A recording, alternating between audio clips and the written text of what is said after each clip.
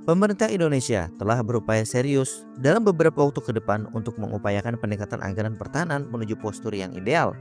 Kepala Biro Infokum Kementerian Pertahanan Brigjen TNI Frega Wenas mengungkap bahwa fokus utama kenaikan anggaran ini adalah untuk mendukung penguatan industri pertahanan dalam negeri.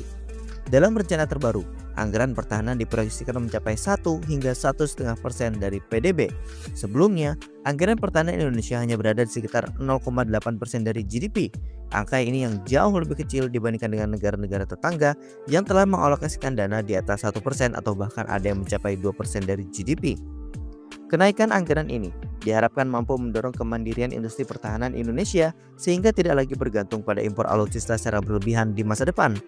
Fokus pengembangan ini akan meliputi peningkatan kapasitas produksi, transfer teknologi, dan inovasi lokal.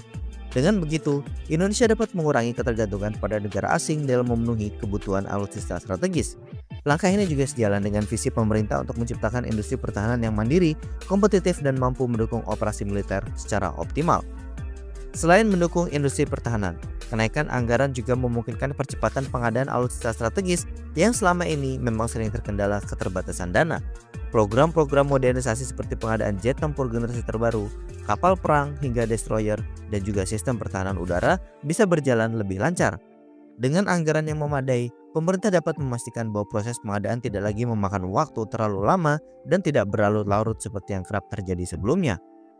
Kenaikan anggaran pertahanan juga mampu memberikan dampak kesempatan untuk meningkatkan kemampuan TNI dalam menghadapi tantangan di kawasan. Dengan peningkatan belanja militer, Indonesia dapat memperkuat postur pertahanan di wilayah strategis, terutama di perbatasan dan kawasan rawan konflik seperti Laut Cina Selatan. Hal ini penting untuk menjaga kedaulatan negara dan memastikan stabilitas regional. Dibandingkan negara-negara tetangga seperti Singapura dan juga Vietnam, peningkatan anggaran ini akan membawa Indonesia ke ranah yang lebih kompetitif. Dengan alokasi anggaran 1 hingga 1,5% dari GDP, Indonesia tentu dapat berupaya menyamai negara-negara yang telah lama mengalokasikan anggaran besar untuk pertahanan. Langkah ini tidak hanya memperkuat TNI, tetapi juga meningkatkan posisi Indonesia di mata dunia sebagai negara dengan pertahanan yang handal dan juga modern. Keberhasilan menaikkan anggaran pertahanan tentu dapat menjadi angin segar di masa depan bagi pertahanan Indonesia. Fokus pada kemandirian industri pertahanan dan percepatan modernisasi alutsista tentu akan memberikan dampak jangka panjang yang positif bagi keamanan nasional. Dengan dukungan anggaran yang lebih besar, Indonesia dapat membangun kekuatan pertahanan yang tidak hanya tangguh, tetapi juga menjadi simbol kemandirian dan juga kebanggaan bangsa. Nah, bagaimana menurut kalian mengenai rencana ini? Sampaikan komentar kalian di bawah.